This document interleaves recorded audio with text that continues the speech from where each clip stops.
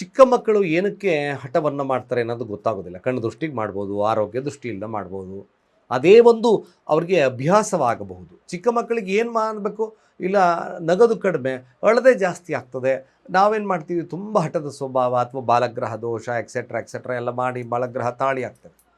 But ಮಗುಗೆ ತುಂಬ ಹಠದ ಸ್ವಭಾವವಿದೆ ಎಂದಾಗ ಕೊರಳಲ್ಲಿ ಗೋಮತಿ ಚಕ್ರವನ್ನು ಧರಿಸಿ ಸಾಕು. ತಿಂಗಳಿಗೊಮ್ಮೆ ಅದನ್ನು ಜೇನುತುಪ್ಪ ಅಥವಾ ಹಾಲಿನಲ್ಲಿ ಇಟ್ಟು ತದನಂತರ ವಾಶ್ ಮಾಡಿ ಕೊರಳೆಲ್ಲ ಹಾಕಿ. ನೆಗೆಟಿವ್ಸ್ ಎನರ್ಜಿ ದೂರ ಆಗುತ್ತೆ, ಕಣ್ಣು ದೃಷ್ಟಿ ದೂರ ಆಗುತ್ತೆ.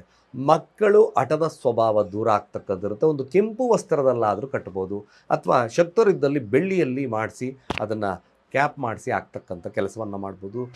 ಎಷ್ಟು ಬೇಕಾದರೂ ದಿನ ಇರಲಿ, ಭಾಳ ವಿಶೇಷವಾಗಿ ಸಮಸ್ಯೆ ದೂರ ಆಗುತ್ತೆ, ಕಣ್ದೃಷ್ಟಿ ದೂರ ಆಗ್ತಕ್ಕಂಥದ್ದು ಇರುತ್ತೆ. ಮಕ್ಕಳ ಹಠದ ಸ್ವಭಾವ ಸುಲಭವಾಗಿ ನಿರ್ಮೂಲನೆ ಆಗ್ತಕ್ಕಂಥದ್ದಿರುತ್ತೆ ಅಂತ ಹೇಳ್ತಾ, ಸರ್ವೇ ಜನ ಸುಖಿನೋ ಭವಂತು.